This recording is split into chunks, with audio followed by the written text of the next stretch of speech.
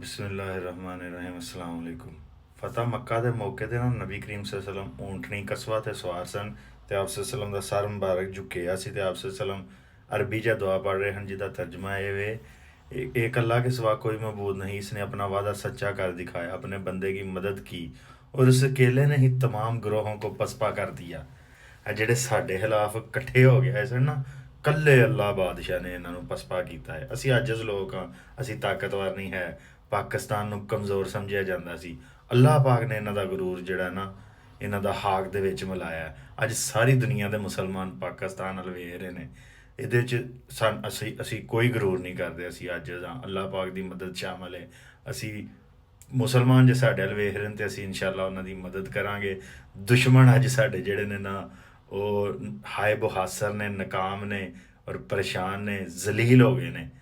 ਪਾਕਿਸਤਾਨ ਜ਼ਿੰਦਾਬਾਦ, ਅਫਾਜ ਪਾਕਿਸਤਾਨ ਜ਼ਿੰਦਾਬਾਦ, ਪਾਕਿਸਤਾਨ ਪਾइंदाबाद, सारे मुसलमान जिंदाबाद।